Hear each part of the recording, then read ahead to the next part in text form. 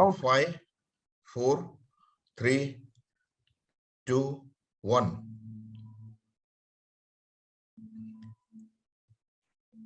I welcome all of you to this hypertension masterclass series webinars by a world-long foundation and Hold Academy India. And the world-long foundation is the major organization which creates the awareness and the areas of public health ranging from the cardiovascular disease control and prevention to road safety to environmental health to civil registration as well as vital statistics. All public health related activities in the scope of the work cover comprehensive public health services. So hypertension being a common health problem, the awareness on hypertension management and its proper control is very vital. The whole Medical Academy of India conducts seminar in general medicine, particularly diabetes, cardiology, hypertension, lipids, obesity, and allied disciplines, and thereby improve the medical knowledge to medical practitioners and specialists. To arrange research in internal medicine and related specialties to run institutions in furtherance to the trust and educate public on the prevention of the diseases for maintenance of good and sound health, especially in post-pandemic era, is very vital. So this hypertension webinar series are started to promote standardized care of hypertension that's evidence-based and aligned with the international best practices. The focus of virtual workshop would be to promote standardized care of hypertension based on recent WHO hypertension treatment guidelines 2021, to promote the opportunistic screening of patients over the age of 18, to reduce physician inertia to start and continue treatment of hypertension, and to emphasize the importance of medication titration follow-up and in hypertensive patients to ensure a better blood pressure control. As all of us know, it has become a social problem uh, to control the medical illness, and especially post-pandemic, we all have come down to society. It's no more in the hospitals or the medical institutions. We come down to society to create awareness, and many of our patients are very well aware by this time on the common diseases, and hypertension is one of the most commonest. So those who attend this all 5 webinar series, they'll get a participation certificate from World Long Foundation South Asia and credit points from Tamil Nadu Medical Council. The home BP monitor will be given to those who attend all 5 masterclass webinars and participate in Kahoot. Following the presentation, we have a Kahoot, and thereafter we'll take the panel discussion forward. So here we had sessions on 17th June, 24th June, 1st July, and today's session is on treatment adherence and follow-up by none other than Dr. A. Muruganathan, who is the leader of physicians across the country and a father figure so far as the hypertension management awareness as well as the control is concerned. And I invite our speaker and panelist, Dr. Minaki Bhattacharya ma'am, and all senior faculties who are there in the audience, and also all of you who have joined across the country for this important session. I wish this message should be taken to each and every patient. Can I have the CV of Dr. Muruganathan? Not necessary. Please go. Please go back. No, not necessary. Not necessary. So as usual, all know him as a past president of FBI and past dean of ICP. He has been working in the medical field for last half a century, and his initiative has made physicians proud across the country. And his topic, along with Dr. Minaki Bhattacharya as panelist, will aid to this topic of hypertension adherence.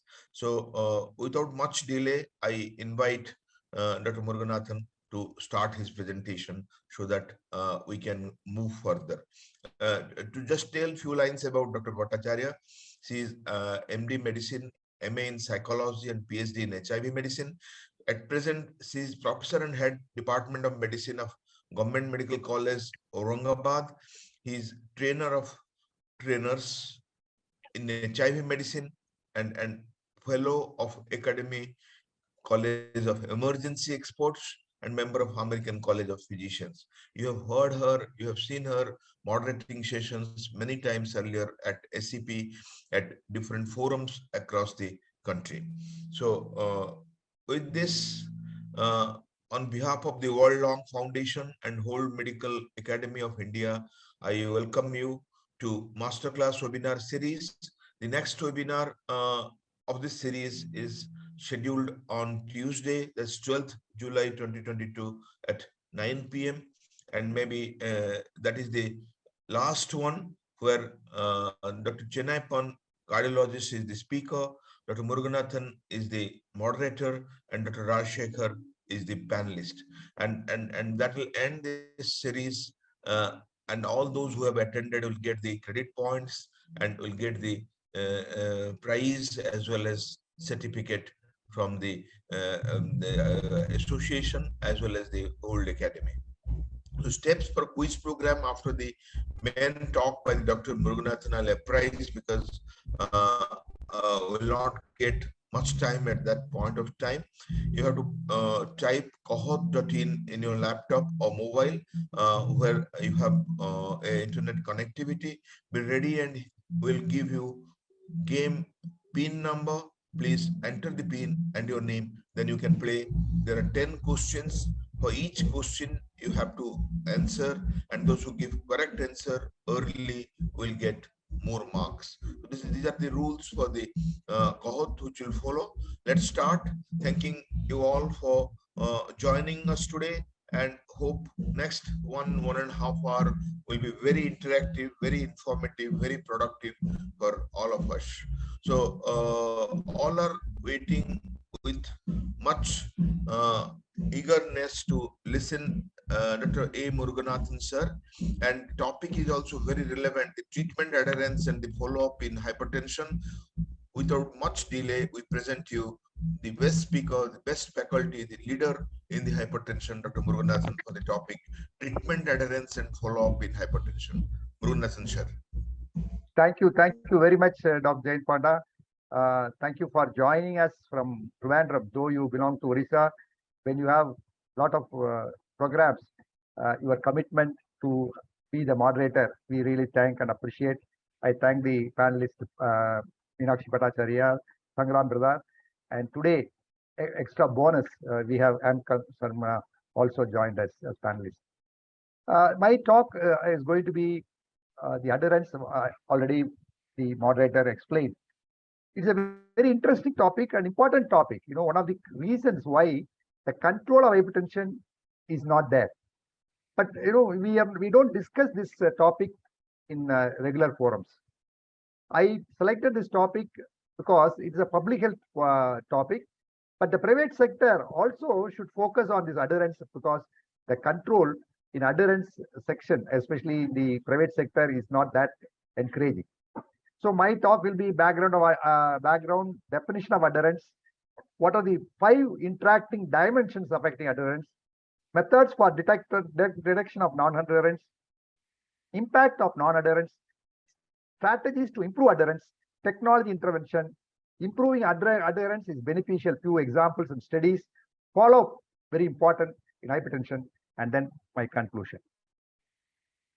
Hypertension is the most common cardiovascular risk factor, and high systolic blood pressure is the biggest contributor to the global mortality, resulting in 10.4 million deaths per year worldwide. In 2018, data from May measurement month showed 33.4% of the patients who had their BP measured had hypertension, out of which 59% were aware of their diagnosis, 55% were taking medication. Whereas among the treated group, only 60% had achieved target BP control. The National Non-Communicable Disease Survey in 2017-18 showed that patients on treatment for hypertension, only 44% had their BP under control. I showed you the slide even the first day. In India, it's 28.5 prevalence. Only 27.9 out of this is aware. And who are aware, only 52% are on treatment and 44% under control. Very good number, especially the Indian Hypertensive Control Initiative has taken this project, and we are doing it under the pilot program in many states. Now, several factors may be responsible for the most important controllable factor being poor adherence with prescribed medicine. Understanding the categories of factors contributing to non-adherence is useful in managing hypertension. That's the reason why all guidelines have emphasized the important need to address drug adherence as a major issue in hypertension management.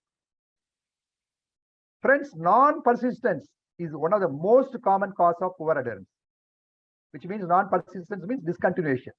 In hypertension, with 50% of patients having stopped their treatment at 1 year. Mind you, 50% of patients stop their treatment at 1 year. It is particularly prevalent among newly treated hypertensive patients, and the risk of discontinuation seems to be higher among patients aged below 40 years. Friends, you must also understand 1 in 8 persons below 40 years have hypertension. Very alarming number. So youth also get hypertension.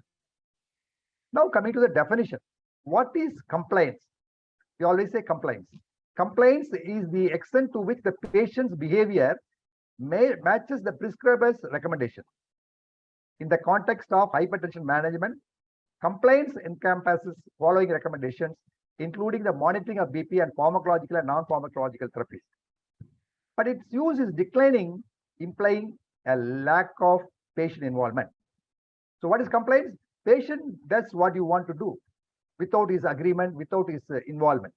Whereas adherence, the extent to which a person's behavior taking medication, following a diet, executing lifestyle changes corresponds with the agreed recommendations from the healthcare provider. So not only drugs, the advice given by the provider on diet, lifestyle changes, all these recommendations are being agreed by the patient and they follow. So there is a need to differentiate what is adherence and compliance, because many times people use compliance instead of adherence. The main difference is that adherence means the patient's agreement to the recommendation, involvement. Preferred term is it considers the importance of the patient's perspectives in medication taking based on their own appraisal, beliefs, and circumstances. Adherence refers to a process in which the appropriate treatment is decided after a proper discussion with the patient. There's another terminology called concordance. Many of you may not use this term, but the patient, the WHO says the patient should be active partners with health professionals in their own care, and that good communication between patient and clinician is mandatory for effective clinical practice. This shared decision-making process through which the patients and clinicians make a treatment decision together is known as concordance. So I've defined what is compliance, what is adherence, and what is concordance. Now, the adherence related science, actually, there was a WHO consensus meeting, and after the consensus meeting, they found out, according to this consensus, adherence medications is a process characterized by 3 major components. What are they? Initiation, implementation, and discontinuation. What is initiation? The name itself suggests patient doesn't initiate the treatment. Implementation, patient delays, omits, or take extra dose. Discontinuation, patient discontinues treatment. Now I'll explain one by one. What is initiation? Initiation, the time from prescription until the first dose of the medication is taken. Jain Panda is giving prescription today. The patient might start the medication from Monday or Tuesday. In clinical studies, 4 to 5% of the patients never start their treatment, despite the fact that they accepted to be enrolled in the study. In clinical practice, non-initiations seem to be much more frequent, with figures more than 20% in patients treated for hypertension, but also in those treated for diabetes and dyslipidemia. So even diabetic drugs, dyslipidemic drugs, more than 20% take time and non-initiation is there. Implementation of dosing regime. extent to which a patient's actual dosing corresponds to the prescribed dosing. Poor implementation is usually due to occasional forgetfulness or negligence, can be intentional or non-intentional. If dosing history is available, additional parameters of implementers can be defined and quantified. Proper proportion of the prescribed drug taken, proportion of days with correct number of doses, proportion of dose taken on time respecting the dosing intervals, number of drug holidays, that is interval of time when patient temporarily stops taking medication, is very difficult to quantify. The arbitrary cutoff of 80% is frequently used in the literature to define good adherence. However, little evidence that this cutoff is relevant.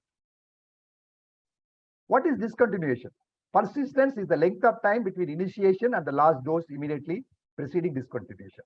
So non-persistence is one of the most common cause of poor adherence in hypertension. Studies have shown that 50% of patients with hypertension stop their treatment at 1 year. Particularly common among newly treated hypertensive patients, risk of discontinuation seems to be higher among patients aged less than 40 years, young patients. Lack of persistence has a major influence on BP control as patients remain off medication for longer period. And this is an interesting slide where we tested the antihypertensive medications, diuretics, beta blockers, CCBs, ACE inhibitor, and ARB. Of all the drugs, ARB is supposed to be better tolerable. And if you see 1 year, people who take diuretics, 38% they stop within 1 year, 43% beta blocker, and then 50% CCBs, ARBs, nearly 64% after 1 year. So most tolerable drug compared to other drugs, but it's 1 year, only 64%. So if you see, only half to two-thirds of the patients take at least 75% of the prescribed antihypertensive medicines. This is another interesting study, 2-year study, they found out the hazard ratio. If you see, male gender, more hazardous. Young age, you see, most of them, they don't follow adherence. But the interesting factor, I think people like Jayant Panda will be happy. Diabetes is comparatively less hazard, and people tend to adhere to the anti-diabetic drugs more than the antihypertensive drugs, because always I say the diabetologists impress people and make them at least to be adhered to this extent. And low systolic blood pressure, country of birth, low income, all these things. So no significant association between cardiovascular, comorbidity, number of other drugs, diastolic blood pressure, education level. 5,225 hypertensive patients with newly started therapy, mean age was 61 years, mean BP was 166 by 95. The first prescription never purchased by 1% of the people, and 14% discontinued after first prescription. You see the gender and the proportion of days, how they adhere. Now I come to the important point. What are the 5 factors affecting adherence? 1 is socioeconomic factor, 2 is healthcare system factor, 3 is condition-related factor, 4th is therapy-related factor, and 5th is patient-related factor. So that these are 5 dimensions affect adherence. See, now normally in those days, what you say adherence means failure to adherence, we put the blame on patients. No, it is not patients alone. These 5 stakeholders are responsible for the poor adherence. This is a very busy slide. Factors affecting medication adherence. I'll simplify the slides. The next slide.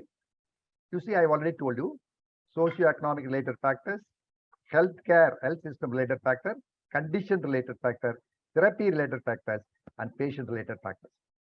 So for every factor, what are these points and how do we intervene? I'll go to the subsequent slide and explain everything. Socioeconomic related factors. The factors reported to have a significant effect on adherence are illiteracy, low level of education, unemployment, lack of effective social support network, unstable living conditions, long distance from treatment center. Because many people in the hill station tribes, when they don't have a particular good transport, they may not come to the health center. High cost of transport, high cost of medication, changing environmental situations. Today is raining, nobody goes out of the house. Culture and lay beliefs about illness and treatment and family dysfunction. Now coming to the healthcare system factors. A good patient provider physician relationship is important. Poorly developed health devices, poor medication distribution system, lack of knowledge and training for healthcare provider, short consultation, poor capacity of the system to educate patients about their conditions and provide them with timely follow-up, lack of knowledge or adherence of effective intervention for improving it. The condition-related factor is hypertensive patients have little or no symptoms, silent killer. So it is very difficult to convince, okay, take the medicine. The patient will ask you, sir, why should I take? I have no symptoms. No problem. The severity of the disease and availability of effective treatments are also factors. Multiple chronic conditions, comorbidities, drug alcohol abuse, depression, major disability, quality of life. Unless patients understand the risk they face from non-adherence, they are unlikely to engage in a successful process of concordance or adherence. Therapy-related factors, I told you, persistence, adherence, and perfect adherence. This is perfect adherence. If you see in the graph, fall in adherence because of discontinuation of treatment. By around 6 months, only about 2/3 of patients are still taking their medication. The resulting shortfalls during the drug exposure that these dosing errors may create a common cause of low rates of blood pressure control and high variability in response to prescribed antihypertensive drugs. Then drug treatment. The randomized trials have shown that the polypill combining statin with one or more antihypertensive drugs, aspirin, improve treatment adherence rates and safely reduce cardiovascular risk factors. Recently, there has been a little enthusiasm from pharmaceutical companies to develop a polypill because of perceived low financial margins despite there being a huge target population. The tide seems to be turning, however, with the recent approval of polypill, which contains aspirin, ramipril, atorvastatin in more than 30 countries across both Latin America and Europe. The availability of the use of affordable polypill would be universally welcome to help achieve the World Health Organization target of reducing the number of deaths from non-communicable disease by 25% by 2025. So we combine all your medications in one pill. Then the patient-related, very common, forgetfulness, psychosocial stress, anxieties about adverse effects, low motivation, inadequate knowledge and skill in managing the disease, lack of self-perceived need for treatment, lack of perceived effect of treatment, negative beliefs regarding the efficacy of treatment, lack of perception of health risk, misunderstanding of medication instructions, lack of engagement in monitoring their blood pressure, low treatment expectation, low attendance and follow-up, anxiety over the complexity of the drug regime, feeling stigmatized by the disease. Do you know 3 out of 4 people do not take their medication? Do you know 1 out of 3 people never fill their prescription? 1,25,000 people die every year due to non-adherence. Now, how do you assess the medical adherence? Method: unstructured self-report or report by proxy, easy to obtain. Multi-domain detailed questionnaire, inexpensive, validated against pharmacy data. Electronic drug monitor, accurate in capturing both timing and frequency of capsule opening, can be linked to automated context-specific adherence reminders. Of course, for everything there is a disadvantage. It is costly. Now, the digital sensor, accurate in capturing timing and frequency of pill swallowing. Direct observation, just like tuberculosis, direct DOT, direct observation therapy, easy to obtain for patients in clinical setting. Electronic observation methods are not universally available. Sometimes in some facilities are there. Pharmacy pill, easy to obtain and inexpensive. If linked to prescribing data, can be used to identify not initiation.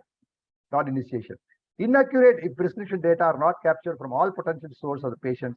Do not take dispensed medication. Biochemical detection of drug, relatively easy to obtain, but unfortunately, there's white code adherence. Patients will use the take the medicines only when they are aware that they are going to do the test. During the testing days, they take the medicine. And these are the values how we do. So interview, questionnaire, pill count, refill data, direct observation therapy, electronic monitoring, drug assay, digital medicine. We have calculated, we have divided into reliability, validity, objectivity, simplicity, cost, availability, and clinical use. If you see clinical use, interview, questionnaire we use, pill count we use, refill data we use, DOT we use, electronic monitoring, drug assay, and digital medicine. And some are very good. Reliability, if you see, DOT is reliable, electronic monitoring is reliable, drug assay is reliable. Coming to the complications, suppose you ask me, suppose somebody doesn't take drug regularly, drug non-adherence, what will happen? Adverse outcome can be uncontrolled hypertension, progression to hypertensive crisis, vascular stiffness, left ventricular hypertrophy, microalbuminuria, myocardial infarction, stroke, chronic heart failure, chronic kidney disease, cognitive dysfunction, dementia, excess emergency department and hospital admissions, reduced quality of life, impaired work productivity, disability, increased health costs, and death. So these are the references for all these complications. So many people have worked on this and found these are the outcomes or the adverse outcome if you don't follow adherence. Now, what are the interventions you to do in the improve the adherence? I already showed the first slide where the socio-economic related factors, the intervention should be family preparedness, patient health insurance, for example, uninterrupted supply of medicines, sustainable financing, affordable prices, and reliable supply system. For the health-mediated problems, the training and education of patients on use of medicines, good patient-physician relationship, continuous monitoring and reassessment of treatment, monitoring adherence, non-judgmental attitude and assistance, uninterrupted, ready available information, rational selection of medication, training in communication skill, delivery, financing and proper management of medicines, pharmaceuticals, developing drugs with better safety profile, participation in education program, and developing instrument to measure adherence for patients. These are the interventions for the health system related. For condition related, education on the use of medicine. Therapy related, you simplify protocols, simplify regimes. Instead of giving too many complications, morning one, afternoon one, night one, and those are difficult. You make it a simplified protocol, which will be easily understood and adherence will be better. In the patient later, you have to motivate the behavioral and motivational intervention, good patient-physician relationship, self-management of disease. You must empower the patient and self-management of side effects, memory aids and reminders. You should give memory aids and reminders. The intervention again, the strategy, communication skill and training of healthcare professionals.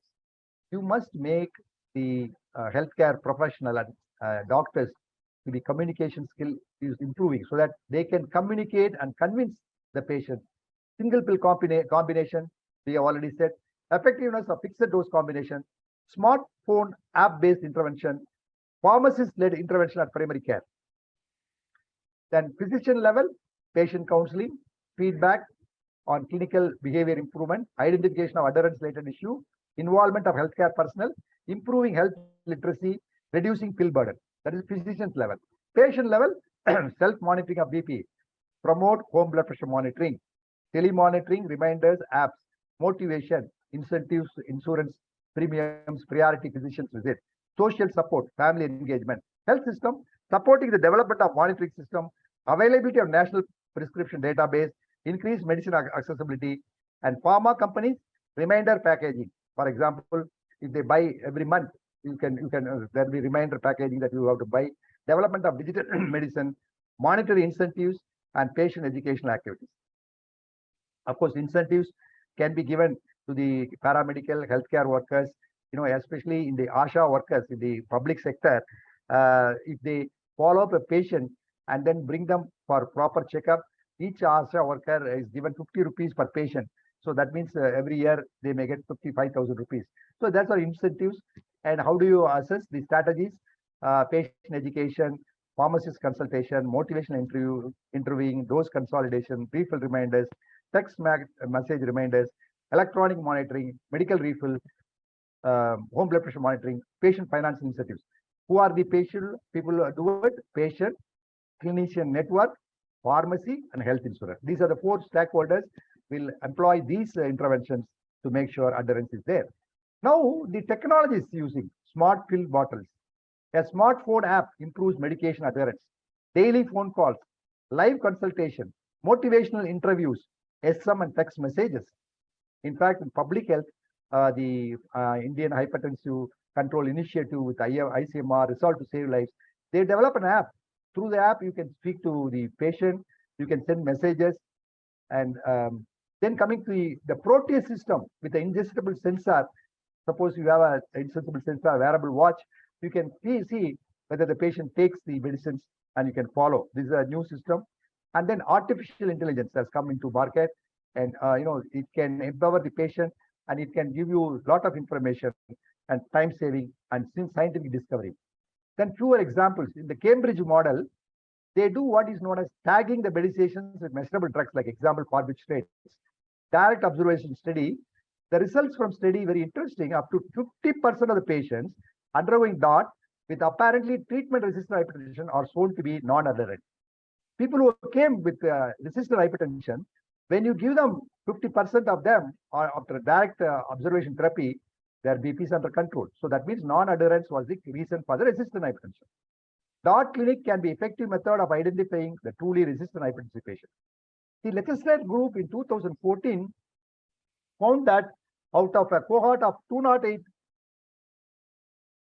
hypertensive patients referred with inadequate blood pressure control, at least 25% were found to be totally or partially non-adherent to their prescribed antihypertensive treatment. Again, the CV disease incidence per 1 lakh is 191 in the adherent group, whereas 282 in non-adherent group. Treatment and control rates of high BP are unsatisfactory in young adults. I already told you, in young adults. Data from the nationwide health insurance database in Korea through 1 year showed the poor adherence to antihypertensive drugs leads to complications in the subsequent 10 years. So it is clear, therefore, that improving adherence not only reduces health burden, it also reduces economic burden of a country. So implications for clinicians and education about hypertension, very important. That you should emphasize the importance of continuous uninterrupted tablet taking, should be informed the risk of cardiovascular disease. You should explain everything about the patients, about the hypertension complication and what is the importance of adherence. Number of trials exploring the effects of mobile phone, self-administration technique, nurse involvement are all undergoing a very big trial. The corollary symptoms to be that greater the number of interventions, the better the adherence of the treatment. This is from India. If you see adherence, aspirin is 0.7, and then CV drug is 0.6, anti-diabetic is 0.69, and statin is 0.54, and antihypertensive is 0.59. So medication non-adherence for patients with chronic disease is extremely common, affecting as many as 40 to 50% of patients who are prescribed medicines for chronic conditions. Now coming to the important topic, the last topic, follow-up in hypertension. Substantial improvements in BP control can only be achieved through major improvements in process of care. Healthcare system may achieve greater success by increasing the frequency of clinical encounters. WHO recommendations for frequency of assessment, monthly follow-up after initiation, or a change in antihypertensive medication until patients reach the target. So follow-up of every 3 to 6 months for patients whose blood pressure is under control. That is the WHO recommendation. And proper follow-up in private healthcare. So we are talking about public healthcare. A lot of initiatives are we are doing. I thank Dr. Anupam from Resolve to Save Lives who gave some inputs on this. Public, they are doing a lot of innovative thinking, like introducing the app and making the ASHA workers and other people to do phone calls, and phone calls improving blood pressure control. Follow-up calls from pharmacists, private sector physicians, nurses to talk and advise about adherence barriers may be more influential in forming sustainable behavioral change. Effectiveness of appointment of recall reminder procedures for follow-up. Mobile phone messaging, WhatsApp messaging for facilitate. We use WhatsApp for so many things. You can use it really usefully. If somebody has to come to the private clinic to Sangram Bradar or Meenakshi Bhattacharya, their assistant sends a WhatsApp message saying that your consultation is due on 1st August, like that. The effect of smartphone app-based interventions for patients with hypertension. Follow-up provides an opportunity for healthcare practitioners to adjust patients' treatment regime, assess patients' adherence, monitor any adverse effects, and improve patients' understanding of the disease management. That is the importance of follow-up. And this is an interesting study in Bombay, a private hospital. They have registered 13,000 people, and some of them from ordinary ward, some of them from ICU ward. The nurse have, used to do a phone call and send messages. And if you see the telephonic conversation, the treatment coordinator inquired about the treatment adherence, educated the patient about lifestyle management, complications of uncontrolled hypertension, encourage them to visit the practitioner for regular blood pressure measurement. Telephone calls can improve patient retention in care and subsequently blood pressure control. So in the private hospital, this not only help the patient, it helps you to get their patients regularly for checkup and follow-up. And this is a beautiful, nurse guide where there are about 20 points. The weekly due list with details available in hand before the call. Patient greeted, they say namaste, namaskar, good morning. They introduce themselves. I am so and so, and can I speak to you for a minute? And then is it the right time to talk? And reconfirm the patient address and background information of hypertension. Latest BP measurement done. You had checked the blood pressure last week. It was this. Whether patient ID card was handed over. Like this, slow importance of medication advise patient to follow up, exercise for at least 30 minutes, salt restriction, alcohol drinking and smoking should be stopped, and remind the patient to return to follow up, intensive ward, alternate places for BP checkup, emphasize the importance of regular follow up, remind patient to carry along the ID card, and kindly thank the patient for their valuable time. So out of 20, you find out that score. So each nurse is given this task of doing it, and they do it very, very, very nicely. Nowadays, telemonitoring is the order of the day. For everything, they do telemonitoring. In fact, I forget my granddaughter's and grandson's birthday, but the ready-made shop calls me and tells me your granddaughter's birthday is on August 20th. Like that, they remind. So they improve the business, and that is the reminder for telemarketing. The association between the follow-up appointments, the research has demonstrated that regular attendance at treatment follow-up appointments is associated with better treatment outcomes. All these interventions have shown positive effect on regularity of follow-up. Follow-up of hypertensive therapy improves blood pressure control. The results of HYT follow-up trial. And then during COVID times, lockdown, we had a lot of that problem because patients do not go out and their stock is over and they don't consult doctors. WhatsApp was useful. So I developed a WhatsApp protocol and gave to all my colleagues. They used WhatsApp and then discussed the patient. And then door delivery. The pharmacist, gives the tablets in the household. And then also teleconsultation. By teleconsultation, we were able to do it. Ladies and gentlemen, my brothers and sisters, today I want to say about my personal experience. This is my mother Palniyamma. She passed away 4 years back. Today is her death anniversary. You know why I have put this picture? My mother, when she had the blood pressure, I told her what is blood pressure, what are the complications, and she was put on beta blocker for so many years she was taking.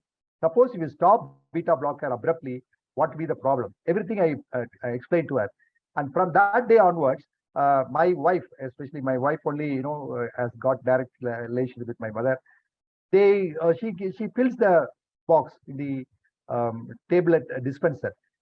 3 days earlier than the tablet dispenser is over, my mother used to call my wife and tell her that medicines are going to be over. Please come and give the medicines.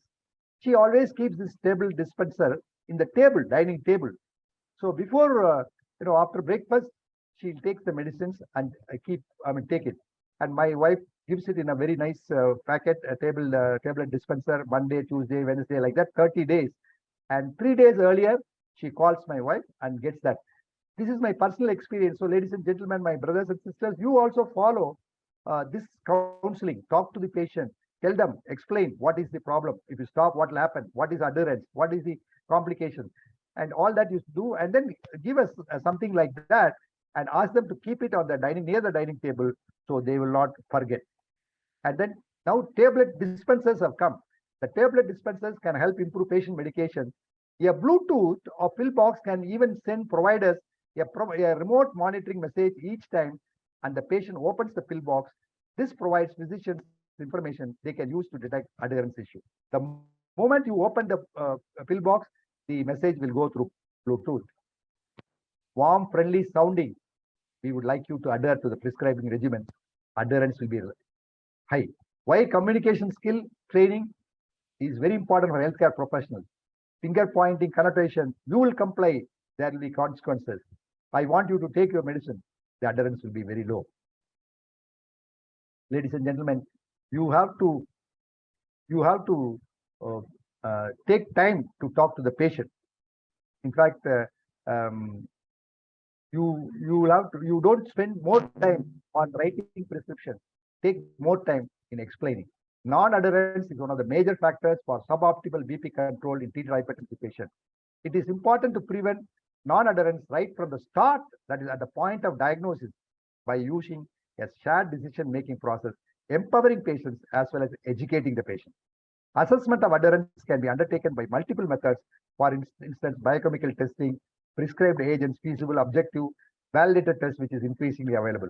A resolute and a personalized approach is needed to address non-adherence. A one-size-fits-all approach will not work. A single combination pill, pharmacist-guided counseling, and the use of digital solutions, using smartphones, apps, using reminders, regular follow-up, and boxes and single combination pills have been found to be effective in addressing non-adherence to antihypertensive medication. This approach should also be employed to non-pharmacological treatments. You see, I have already told you, when you say adherence, not only drugs, even the lifestyle modification, diet, etc. So now, ladies and gentlemen, treatment of adherence and follow-up in hypertension can we implement sincerely, aggressively to improve BP control? Yes, we can. Thank you very much. Now over to the moderator, for the Kahoot, and then we'll come to the moderator later. I welcome Bhubadi John, our medical council observer. So now, please, download Kahoot app. Now, Jain Panda, you can play the game now. Yeah, thank you, sir. It was a very informative talk. Not only you spoke the incidents and the burden, you spoke the practical aspects, how we can improve by different steps. We have questions already put to the question answer box. But before that, I request to finish the Kahoot and we'll take up the panel discussion. So please type kahoot.in and get your pin.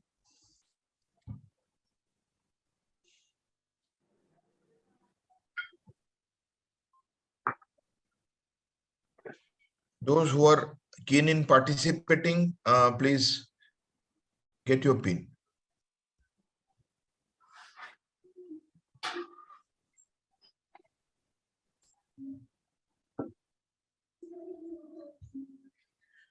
Our good number of participants are getting it. So let us give them a couple of minutes.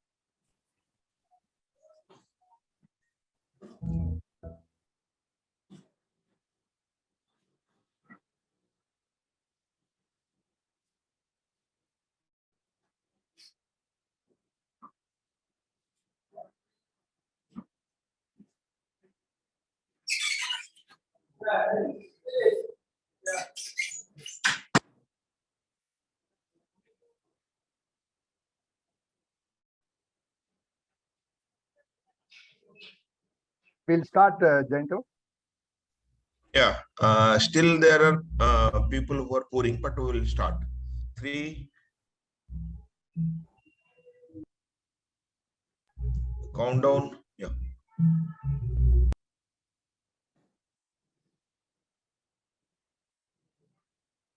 Which is not patient-related factor. Psychological stress, forgetfulness, misunderstanding, poorly health developed side.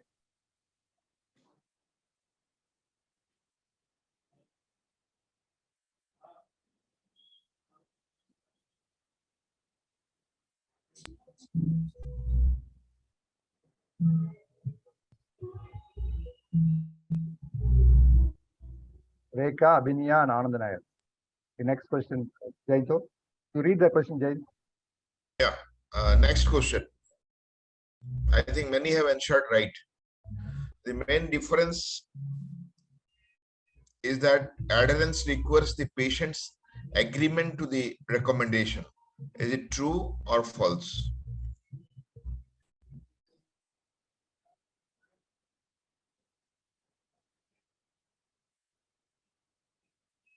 Very good.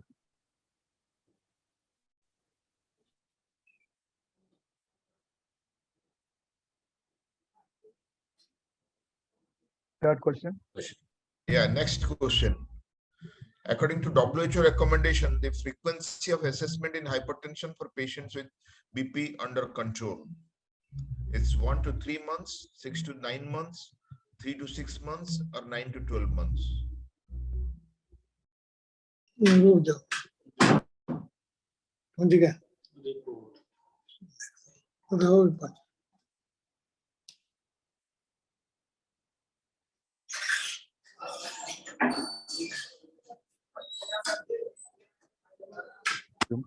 Question number 4. Next question. Question number 4. Yeah. What are the factors affecting adherence? Socio-economic related and healthcare team related, condition related to therapy, patient related. Or all of the above? Yeah, all of the above. So 43 have answered correct. Yeah. So that means that they have understood my talk. Good. Yeah. Next question. What is the method for the detection of poor medication adherence in hypertension? Is the pill count? Is the medication event monitoring system? The medication level measurement in body fluids? Patient questionnaire and self-monitoring, or all of the above?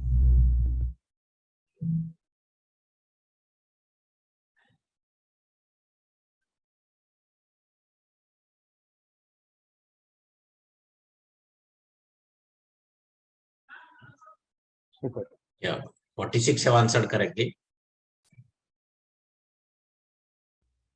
Again, scorecard shows Bhandar reading Rekha and Nihal. Yeah. Let us go to the next question. What is the proportion of patients who stop their medication at 1 year in hypertension? It's 10%, 25%, 35%, or 50%?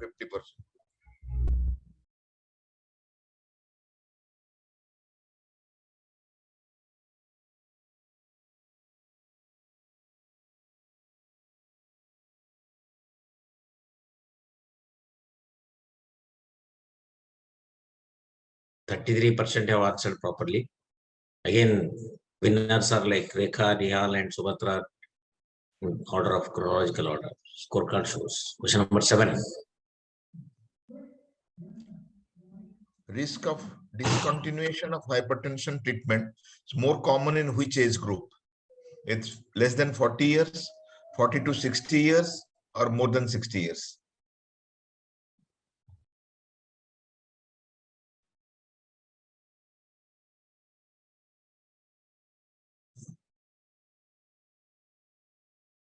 Yeah, it is less than 40 years. That's why I told you 1 in 8 patients from age of below 40 gets hypertension. And there is a low diagnosis, slow diagnosis, and they don't take medicines. That's why the control rate in younger people are not good, not encouraging. Sir. So, 8th question. yeah, we can go to question 8. The new preferred term in which the patient and clinicians make decisions together about the treatment is communication, concordance, compliance, or none?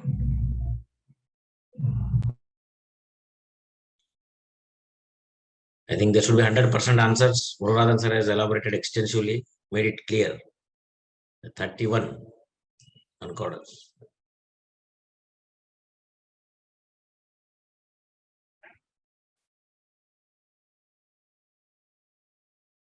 It's 9. which strategy patients are observed taking their antihypertensive medications under direct supervision. It's patient interview, digital medicine, directly observed therapy, or DOT, or prescription refill data.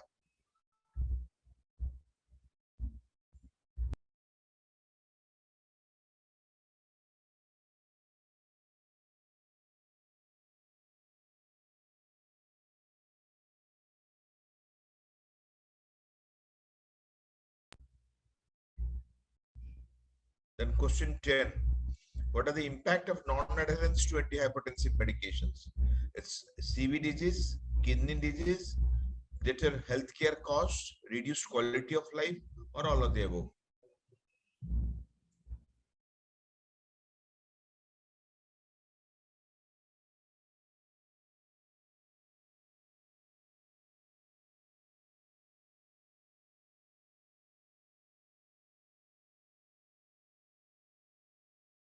Fifty people have answered correctly.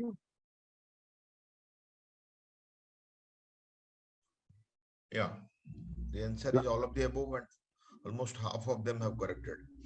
So it's the last question. Suboptimal treatment adherence includes failure to initiate pharmacotherapy, failure to take medications as often as prescribed, failure to persist on therapy long term, or all of the above.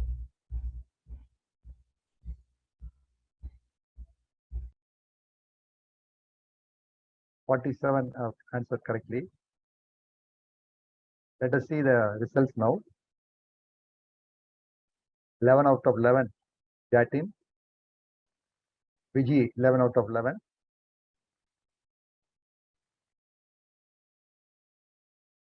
Sigal Sharif, 11 out of 11. Rekha and Subarta, all winners. Congratulations, winners. Now we'll stop sharing. Jayanto, it's your turn to take the discussion. Yeah. So a very interesting participation, and people are scoring 100%, 11 out of 11. That's the credit of the speaker, that there is 100% absorption of the presented theme. So I congratulate Dr. Muruganathan for that nice presentation. I have already told it's not only includes the present data of non-adherence, the consequences, it gives the analysis where we can improve and what we should do in daily practice. Already questions have started pouring, and a few questions I was trying to answer online and by typing the answers. I'll ask those questions to the panelist. Dr. H. Yogesh has asked, it's wise to monitor BP of a patient who is under care of a specialist elsewhere. So I think Dr. Minaki will answer this. He has asked, is it wise to see, suppose I am following the patient and patient goes to you and monitors the BP, is wise or not wise? Meenakshi, please unmute. Unmute, Meenakshi. Yeah. See, presently, the most important thing is monitoring of the blood pressure. So wherever you are taking blood pressure, it is important. If you yourself are taking blood pressure, if you are going to someone else to take blood pressure, but the most important thing is you have to monitor that blood pressure and check whether it is under control or not. Very right, ma'am. Actually, we should take all possible opportunity to monitor. The purpose is patient has to maintain a normotensive status. So where is he? At home, at office, at visits, at traveling places? He should take the opportunity to monitor. Thank you for that answer. Dr. Sandeep Kumar has asked, adherence in public healthcare and private healthcare are different. The healthcare personal inertia and the superiority belief than listening to the patient. So what happens in a government setup, nobody gives interest to the patient. Even the patient insists that please record my BP, people don't respond. But things are little better in private healthcare here because they pay for that, they get a better care. So what he has put forth is the superiority belief should not be there, and we should respond the patients well. I request Dr. Shangram just to touch upon this aspect. In private sector, it is important and easy to monitor the blood pressure because we have got our infrastructure, nursing staff, and our junior doctors and all. Whereas in community level, PHC level, it's very difficult. Mass screening, lot of OPD patients are there, lot of queues are there. So all modalities of measurements of blood pressure, like making the patient sit for 5 minutes, all precautions like basic things cannot be opted there. So it will be little difficult at the private and the public sector level. Actually, Yeah. Jayanto, now Indian Hypertension Control Initiative is started by ICMR, WHO, central government and state government. Now they are aggressively doing it in the pilot study in many states. Nearly 250 to 300 districts they have taken. And I showed you the picture. Surprisingly, 44% of them who are taking medicines are under control. So they have introduced a new app. They are giving incentives for the ASHA worker. ASHA workers go to the home and check the pressure and give the medicines. And public health is no more like earlier. Now the treatment modality is improved on par with the private health sector. The problem with private health sector is, suppose somebody comes to Jain Panda or Meenakshi, they come only for a few months and they will discontinue. It is only episodic, not permanent.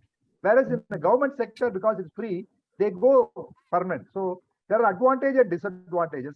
Now, my idea is, the private sector also must take the same initiative like what the public is doing. Like you have to give incentives, you must make a phone calls, you must make sure everybody comes throughout the year, take the medicine throughout the year, spend some time, do counseling, talk to the patients and explain everything. So because many private practitioners, when they come, they do investigations, they give treatment, the inertia is more. Again, when the patient comes to the private sector, nearly 38% of them, they come for different purpose. They don't check the pressure. When you go to the public or where some other place, they diagnose blood pressure. If you see, 38% of them have already gone to private sector for different illness, but the diagnosis of hypertension was not there. So this is the important point that private sector should note and then I would like to add 2 points here. Meenakshi ma'am. The first thing sir has rightly said, that in government setup there are ASHA workers and all. One more important move which is started under Ministry of Health, and that is treatment of diagnosis and treatment of non-communicable diseases through primary health centers. So every primary health center, doctors, staff, and everyone is trained to diagnose non-communicable diseases. They have provided with labs at free of cost at only ₹10.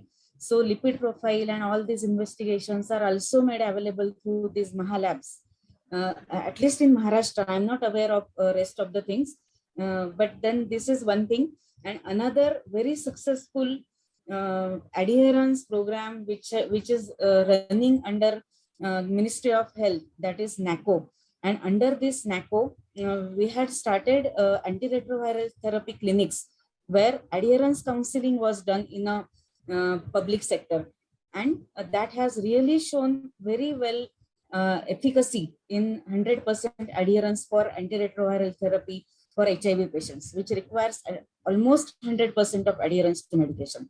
So in government setup, this is one thing. And on the private setup, as sir has discussed everything in detail, that when patients are started on medication, most of the time and majority of the hospitals, it is basically a compliance that doctor prescribes the medication.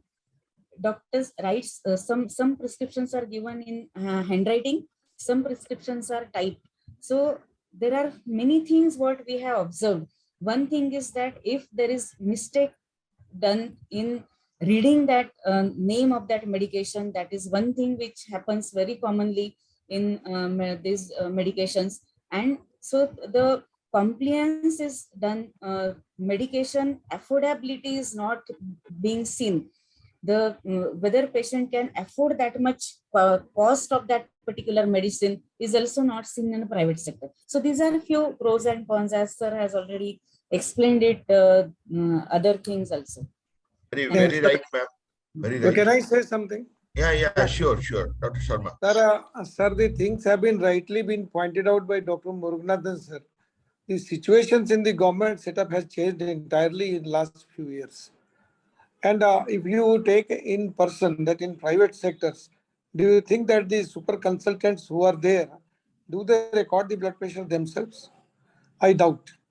Maybe one or two consultation, but in majority, either there is some staff who is trained. And what we have done in our medical college, that we had trained 3 sisters, the grade A nurses, and with 3 sets of all the instruments, all the electronic ones. And we are just monitoring them, and all the patients are subjected for that. Because we have a too big load in our, suppose in medicine OPD, daily we are tackling about 400 to 500 patients. Imagine the load over here. But we have got almost 12 PGs to work under us, and there are ASHA workers, and there are a lot of staff, supporting staffs. And they are all, the treatment is free. All the tests are free in our medical colleges in Bihar. So that we do not have any problems, so that we can pick up the patients and we can just request them, train the sisters and monitor them. And you get a very good results in all such cases. And sir was very Very right, right sir. that despite Very that you have traveled into the corporate sectors and you have come down to the government sector to find out that you are a hypertensive or hypertensive not under control or improperly controlled. So these are the things very important. The one thing very which is right, sir. very Very right. important for the one thing which is very important for the compliance, sir, is that at the first meeting or at the outset, we must dedicate some time to the patient. It will be 2 to 3 minutes job for a new patient or a virgin case. And we should train them about the hypertension, what basically hypertension is, and what are the important aspects of this. I think this will improve upon the compliance as well. Thank you. That's why I said the moment you diagnose a person with hypertension, you must start explaining what is hypertension, what is the use of continuing, what is adherence, what if you don't do. All that if you explain, they will understand. Now the patients are very, very good. And one more thing, which is my passion, is promote home blood pressure monitoring. And some of the pharmaceutical companies, they give free ambulatory BP monitor and the BP monitors. Some of the pharmacies, for the regular person who is purchasing from them, they give concession rate home BP monitor as a package. If you buy 3 months BP medication, they give X% of discount for the home BP monitor also. It goes with the package. Yes, Jayanto, please. Very right, sir. Yeah. Actually, we have many questions pouring in, so we'll dispose first. We have heard about the Maharashtra situation, Bihar situation, Tamil Nadu situation, and I also admit, taking my state, Odisha situation, that things have improved in the public healthcare system. But one thing goes that without keeping any difference between the patient and the healthcare personnel, we should come forward to explain the patient, not keep any ego in us, though we are all overworked. And as Dr. Muruganathan told, the home BP monitoring is an option. We can empower patient or patient's caregiver to do that, so that more people will be under control. Next question was from Dr. A. Rangarajan. He told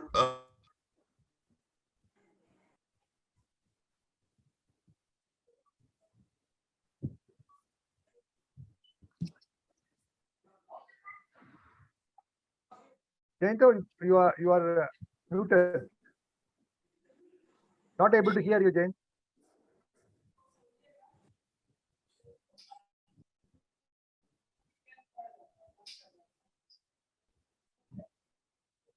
His internet is not stable, sir. I think I will take the next question. What is the opinion on mobile hypertension informative rallies? Dr. Karthik has asked for you. Meenakshi. Sir, what are the? Sir, I couldn't see the question. What are the? What is the opinion on mobile hypertension informative rallies? Okay. So the most important thing, what is important is awareness, which is created in the community. So whatever way it is possible, through media or through rallies or through mobile BP checkup camps, whatever is the opportunity which we can get to educate the community, to educate doctors, staff, nurses, basic healthcare workers that it is hypertension is a chronic disease and patient has to take medication regularly, should not get fed up after as sir showed us that 50% of these cases they stop taking medicines after first year of their treatment. So these are few things which are very important, which need to be stressed and to be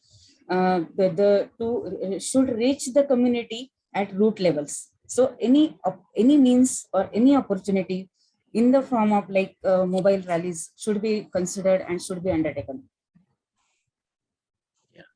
Dr. Kailasam has asked, still patient believe in alternative system of medicine to get the BP controlled, resistance for allopathic drugs. Your opinion, sir? It's their individual choice. We cannot take patient's choice, whether it is an alternative system or allopathy, or it is patient's choice. We cannot take. What we can do is we can have a proper advice. That's Yes. all. With yes. In fact, we need to tell. In fact, we need to educate patients that alternative therapies will not really means we are not aware of that, but then continuous BP monitoring and proper medication, proper follow-up, regular follow-up is more important than what therapy you are taking and looking at. Jain Panda, can you unmute Jain? Please ask. Yeah, please. Yeah.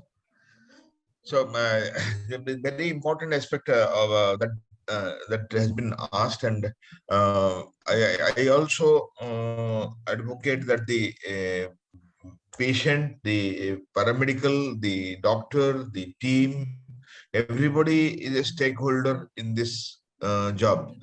So the most important thing, we have to understand what the patient has a big challenge of.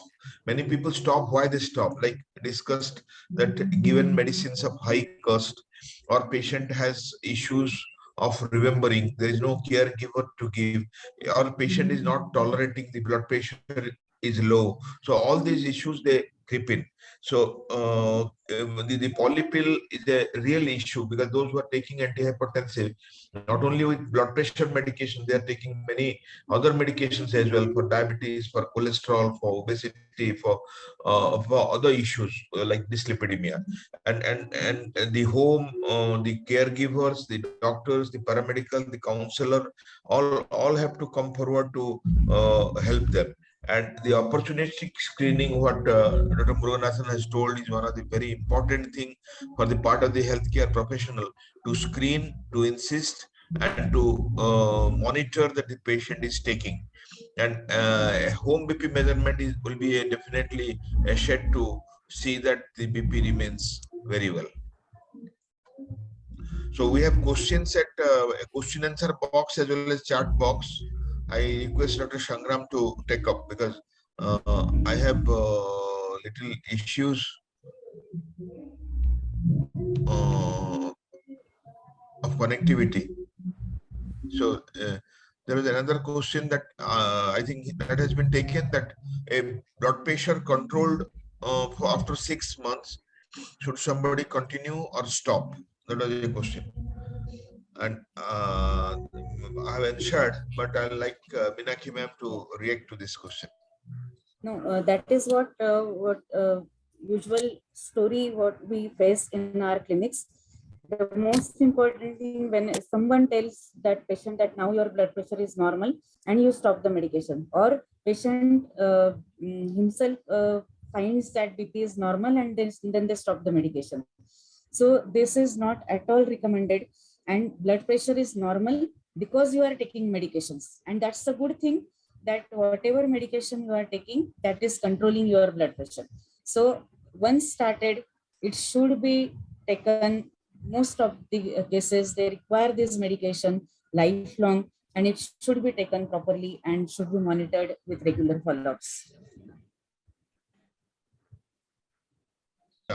If the blood pressure is low, we can think of decreasing the dose or decreasing the number of medication, but stopping the medication doesn't help. Again, there is rebound hypertension that has to be realized.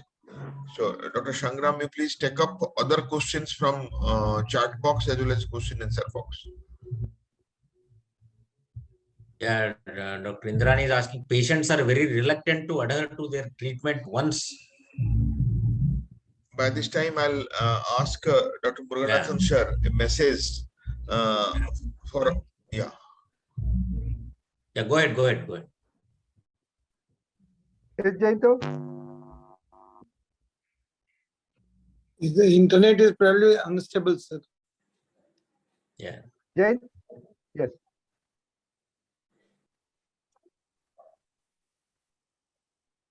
Panda, sir. Yeah. Panda? I think his internet is unstable, sir. Okay, Sangram, you can, yeah, Panda, you please go ahead. Yeah. There is some breaking of your voice. So actually, Jain Panda, Indrani from Orissa only. Indrani Patnakar, I think, from Orissa. You asked some question. What is that? Yeah. Indira Patnaik, yeah. Yes, she's from Orissa only. Yes, many people from my place are there, sir. My postgraduate faculties and people from Bhubaneswar in different parts have joined. Okay.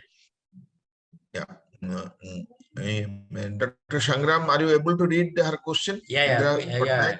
The patients are very reluctant to adhere to their treatment once more than 2 groups of drugs are added to treatment regime. How to go about that? And also there are so many more than 50 years, especially males who prefer going to homeopathy and Ayurveda, that we cannot take their choice, as I told. Dr. Hemshankar Sharma, your comment on... Which one, sir? Yeah. The people not preferring for multiple drugs and those who are already controlled preferring the alternative medicine than our allopathic medical science. So on these two issues, my comments will be that as we are not well aware about the alternative medicines, so the system what we believe in, the drugs what we know of, the side effects we know, so we can teach them better as far as our drugs are concerned. As far as the alternative medicines are concerned, I am not sure about the composition of the drugs. I am not sure about the side effects of the drug, but I am well versed with my drugs and the compliance levels and all that, the benefit levels and which category will be benefiting whom. As far as number of pills are concerned, we have to minimize the pills. So that is very important aspects. And in a comorbid states, when this is attached with diabetes or any of the endocrine dysfunctions, dyslipidemias, which are very commonly associated with hypertension, the number of pills increase to 6 to 7. So we have to cut it down to as low as possible, 1 or 2 pills. And that if it's a combined pill, then you can do accordingly. So there's a 2-drug or 3-drug combination. So I believe in a polypill once it is more. But definitely if I have to use 2 drugs, I will be doing it a bipolar distribution.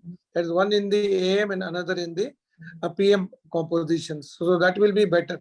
So if this is the thing, and secondly, I always insist that the blood pressure, once they are controlled, the pill should be continued, except in situations like beta blockers, when your heart rate is less than 50, cut it down. Or when you have any other problem related with any of the drug, postural hypertension and all that, you can modify the drugs, so that you have to take care very importantly. And postural hypertension, particularly in elderly individuals, is a very common problem of falls, reelings and all those situations. And we have to diagnose it very correctly. So and the third one is that if the blood pressure goes down to less than 100/60, we can readjust the doses, but always insist that the drug should be continued. Whether the drugs will be on the lower side, as far as dosing are concerned, we can continue, but we have to teach them and train them that do not skip the doses. And some of the patients, what they do, that they start taking the drugs on alternate days. So we have to tell them that the drugs are not going to act for 48 hours. So please don't do this. So you have to cut down the doses as per our guidelines and as per our instructions under our direct supervisions. And I have given them my WhatsApp number. I have given them my phone number. They can call me 24/7 and I can just approach them or they can approach me. And I have got the various functions. Sir told that how best the WhatsApp can be used. So I am having 2 phones and both of them I have opened with WhatsApps. And anyone can ask me questions particularly in the COVID era, which is coming up again. We are all open from Kashmir to Kanyakumari for all these aspects. Thank you. One more thing, Jain Panda, whatever Meenakshi said and Sharma said, whenever you are convinced that the patient's blood pressure is under control, if you want to de-escalate one of the medicines, don't reduce the medicine which will reduce the cardiac events. You see, you are giving beta blocker, you are giving ACE inhibitor to reduce the cardiac events. You must reduce the drug which reduces the pressure. The drugs which are reducing the cardiac events, you should not reduce, because you are giving the drug not for reducing the blood pressure, for reducing the cardiac events. So there are 3 drugs. For example, the drug which is given for reducing blood pressure, you can reduce the dose, but not the drug which is going to reduce the cardiac events like beta blocker, ACE inhibitor. So you must be very careful in de-escalating the drugs. That's an added point I just wanted to add. Exactly. Yeah, Dr. Rangarajan, very right, sir. Very rightly told. Dr. Rangarajan wants to know, in government setup, all molecules are not available. So among the availability, you have to up titrate and reduce the doses and monitor the blood pressure and control the blood pressure among the available drugs. Your comment, sir. Yeah, actually, Sangram, what Rangarajan is asking is no more there now, because now the WHO has introduced what is known as HEARTS pack, HEARTS, HEARTS package, which means the drugs are which are given regularly as put into the essential medication list. So everybody, every hospital, every primary health center is loaded with the drugs. For example, amlodipine, telmisartan, chlorthalidone. All the 365 days, the drugs are available. It is not they will substitute. Suppose if you go for a checkup, if there is no telmisartan, they give losartan. No, no more like that. They have ensured, the WHO HEARTS package emphasizes that uninterrupted supply, drug supply, and same drug and all the places. So that is the one good thing. Now the ICHSC, that is Indian Hypertension Control Institute, has made sure the drugs are supplied throughout the 365 days. So Rangarajan, it is not like that. In every hospital, they make sure there is a non-communicable disease coordinator, one doctor inside, and the drugs are supplied throughout the year. So this is an important message I think everybody should know, because primary health center and public health sector now are improved quite a lot. Yes, Sangrama, Jain, please. Yeah, Dr. Geeta Arora has asked frequency of rebound hypertension after stopping the beta blockers. And if heart rate is 50 in ECG, first degree block, then role of beta blockers. M. Shankar, you asked, you answered about the beta blocker, no? That's why I already told that. Yeah. That if the heart rate is less than 50, you just have to cut down the beta blockers, or you have to stop it if it goes down to less than 40. Because otherwise, the patient will go into a complete heart block or a very severe sinus bradycardia. So that you have to take into consideration. Despite knowing that the beta blockers are of help, but in such situations, the limited situations, we have to be very cautious. As far as first degree heart block is concerned, I do not bother for this. But if it progresses into a second one, or if there is a lengthening of the further PR intervals and all that, only then we have to modify it. So we have sequentially to evaluate all these aspects.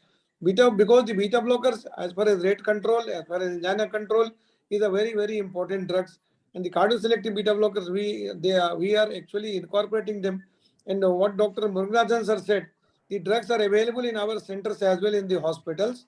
We have got an amlodipine and telmisartan, a diuretic, and a beta blocker.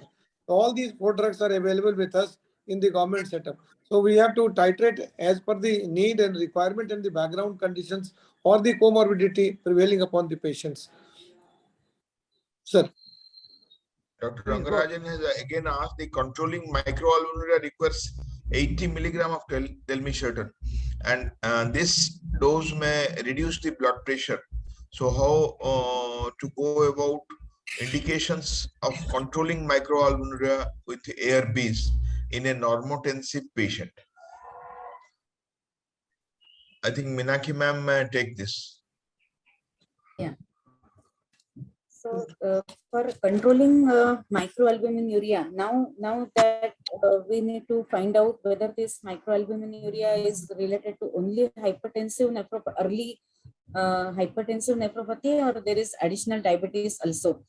So if there is additional diabetes, now we can look at eGFR, and then we can decide related to these drugs.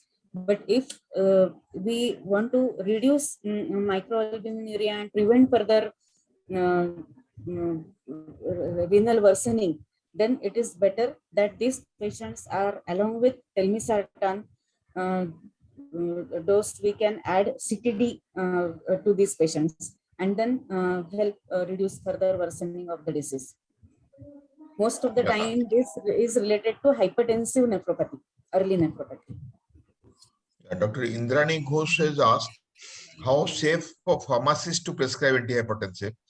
Are we supposed to encourage that or counsel patients to not do it? Actually, I don't think that they are competent or enough to select the drug, monitor and maintain it for a long time.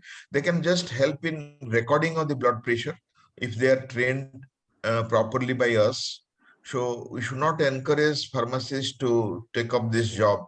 They may misjudge some drugs and patients and do more harm than good. Then Bindu Bislani has asked, given a case report, last 2 days somebody had fever, was on Calpol and blood pressure came down to 100 to 50. Cardiologist stopped the blood pressure medicine. That happens because of diaphoresis, because of the fever-related disabling, people not taking food properly, blood pressure comes down. So temporarily, if it is stopped, there is nothing wrong in that, I think. Better Dr. Minaki ma'am will take up this. Actually, it should not, the word should not be stopped. Word can withhold. Just that particular dose can be withheld for that particular day, and patient should be monitored. And if the blood pressure settles down again, patient should be restarted. So it should not, the word should be changed. Very correct, ma'am. And the increased amount of diaphoresis sometimes with paracetamol is responsible for too much loss of the sodium. So in that condition, we can just supplement the extra sodium, and I think that takes care. Yeah. So we have taken all the questions. Anything left, Dr. Shangram, sir?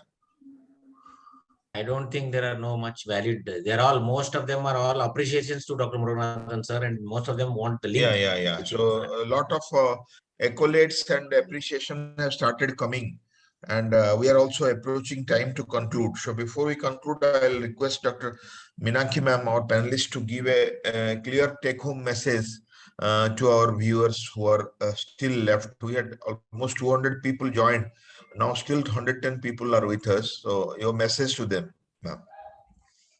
The first thing is hypertension is a chronic disease. We need to understand that patient has to be educated about the nature of disease, prognosis of the disease, what are the complications related to that particular disease, and patient should be started on medication which will be the patient should be able to afford those medication, and wherever the patient is staying, these medicines should be available, because many times this happens that whatever prescription they receive, these medicines are not available at their local place or wherever, so they stop medication till they come back to that particular place where these medications are available. So these are few important things which I wanted to highlight. Thank you, sir. Thank you so much. Sir, from my side, I will just ask for the adherence to be increased. And as was very well narrated by Professor Muruganathan sir, the socio-economic related factors has to be taken into considerations. Then the conditions, all the comorbid conditions should be taken into considerations. Therapy related considerations, the health care related, that means what we are providing to them and what will be the best method to monitor all these aspects, and all the patient related factors. So all these factors, what he has very well narrated, they should be taken into consideration. Just give my only one line. Give just 2 minutes to all the patients of your hypertension. Tell them what hypertension is in 2 lines. Tell why it should be controlled, and tell what likely complications you can invite. So please and please increase the adherence, compliance, take the drugs regularly to safeguard yourself and cut down the severe morbidities. Thank you. Yeah. And the final message from the boss, Dr. Sangram, Muruganathan Sir. He has taken the. Yeah. Sangram, brother. Yes, sir. Yes, Yeah. my message is adherence is because basically nowadays because of cost effectiveness, most of them are non-affordable because there are so many associated diseases like hypertension, diabetes, dyslipidemia, so many other things. Because I remember Dr. M.K. Mani telling to the patients he was giving just enalapril 2.5 mg, titrating up to 5, 10, 20. So that was a cost effective and a practical guidance. So nowadays counseling is very important. Non-pharmacological treatment of hypertension is very important. Then need-based, like if patient has got a lipid disorder, what drug to be selected, nephropathy, what drug has to be selected, patient-centric, patient tolerance, patient adherence, we have to take care. Thank you. Yeah. Very nice message by the panelist. And this is so important an issue. We need not say that each and every person in healthcare team, starting from a paramedical, sister, pharmacist, educator, counselor, to the consultant, from postgraduates to the faculties, from the head of the department to the all resident, they all have to be vigilant, looking that the things are rolled out properly. So Dr. Muruganathan has rightly taken up this issue and given a message. So sir's final message to our audience before we close the webinar, fourth webinar on hypertension series. Thank you very much, Jain Panda. I thank Hemsagar Sarma, Meenakshi Bhattacharya, Sangram, and all the panelists, all the participants. The message is, hypertension is a silent killer. We should not be silent. Like public health, we should also take aggressive approach for control, because 70% of the patients still come to private sector. Though we have many facilities in public health sector, people prefer private health sector, believing that we do the better control. So episodic control is not good. See, whenever you get a patient, you should have first hypertension registry. Suppose Mr. X comes to you, you write that this patient is a hypertensive. And then you should also have a system in place, or app, or the coordinator or the nurse should follow the patient, send a periodical message for adherence. Number two, you must also promote self blood pressure monitoring, home blood pressure monitoring. Whoever comes to you, they can afford to buy a home BP monitor, and you can empower the patient. Also, give them a leaflet in a regional language. If it is Orissa, Ori language. If it is Maharashtra, in Marathi. So regional language literature, and also explaining what blood pressure is. The third is, you must also empower the patient how to take accurate blood pressure measurement, because you give home BP monitor, if you don't teach them, they'll come back and say the pressure is more. No, they must know how to check the accurate blood pressure measurement. And then controlling the blood pressure is the key, even in COVID situation. When somebody gets COVID, and if the blood pressure is under control, they are like normal people, are the same risk. If you don't control the blood pressure, the morbidity, mortality during COVID is more.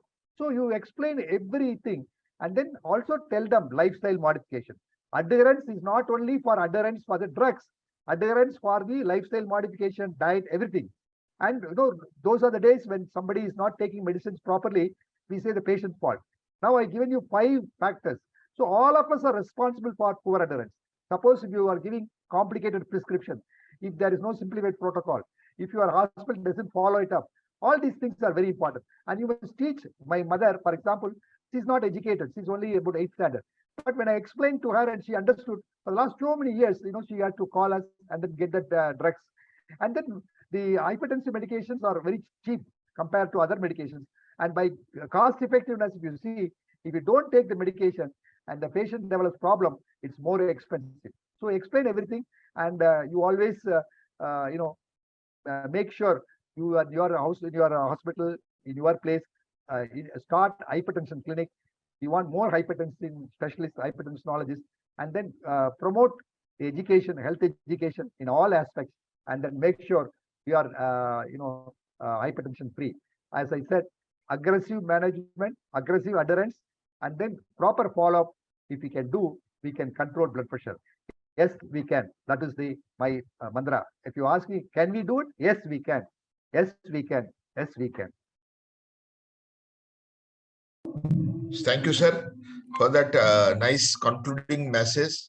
I must thank Dr. Muruganathan for a very dynamic lecturer, very informative data, and motivating so many people for observing and monitoring the adherence at their patients.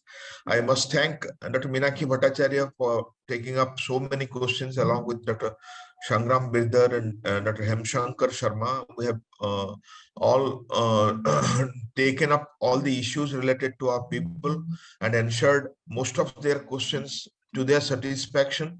And I'm sure all have taken the clear take-home message that this is an important aspect and how effectively we can roll it, achieve the good adherence in our patient. Finally, I thank the organizers, Megha and the team, and the office of Dr. Muruganathan, who have been conducted, circulated, and carried it forward.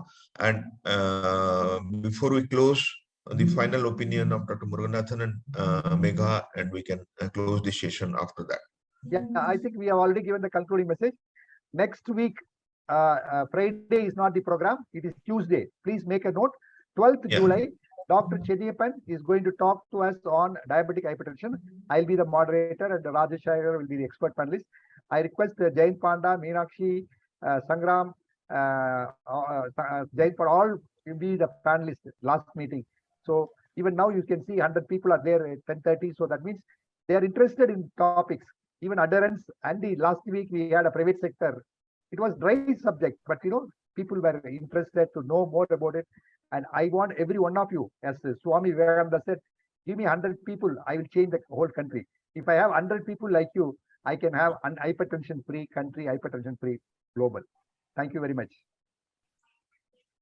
Thank you, sir, and good night. Thank you, sir. Thank you. Thank you, Thank you, sir. everyone. Good night. Good night. Good night. Good night. to all. Good night, everyone. Night. Take Good night, care, sir. and hopefully we can manage hypertension better, taking the Sure, sir. messages from our session. See you Sure. next coming Tuesday in the last session. Yeah. Thank you. Good night. Good night. Good night. Good night. Good night. Good night. Good night, sir. Yeah. Right. Convey.